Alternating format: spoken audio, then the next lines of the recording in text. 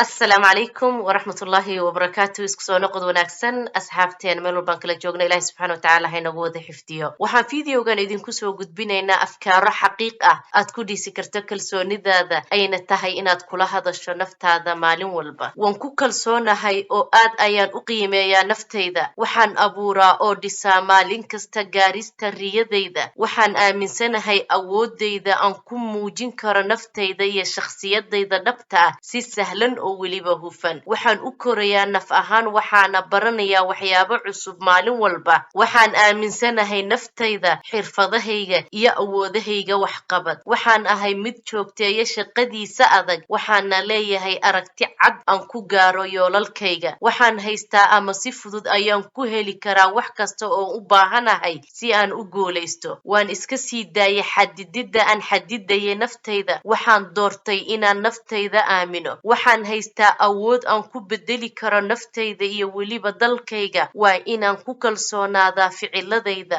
waxaa iga go'an inaan samayn karo wax kasta oo aan niyadda ku hayo waxaan ku kalsoonahay awoodda aan u leeyahay xalinta arrimaha isku cakiran iyo dhibaatooyinka waxaan la koraa caqabad kasta una ogolaan mayo in caqabaduhu iga joojiyaan doonistayda wayna ii fududahay inaan taxadiyada iyo jaalanjiyada si fudud uga tilaabsado waan aqbalay ceebahayga iyo ciladahayga waxaan si fudud u wajihi karaa caqabad kasta ma jiraan wax aanan ka gudbi karin waxaan maalin kasta soo kacaa anigoo hidadiilo u qabo in aan soo bandhigo sida ugu fiican naftayda ay tahay noloshayda si buuxda ayaan gacanta ugu hayaa iyo wax walba oo igu dhacaya waxaan iska sii daayay wax walba oo negative ah oo aan naftayda kula hadli jiray umana baahni in cid kale ii taxqiiqiso waxaan ula dhaqmaa naftayda si degan oo naxariis iyo jacayl ka buuxo haddii aad kula hadasho naftaada maalin kasta waxaa xaqiiq ah in kalsoonida naftaada kor u kacayso aadna noqon karto mid aan la joojin karin ama shakhsi aan la joojin karin haddii aad u baahan tahay fiidiyo ka hadlaya kalsoonida nafta sidee kor loogu qaadaa horay ayaan uga soo hadlay ee dib ugu noqo fiidiyoyada waxaana idiin soo saarayaa shaashada fiidiyogan dhexdiisa waxaan idinka tegayaa dhammaantiin fi amaanillah assalaamu calaykum waraxmatullaahi wabarakaatuh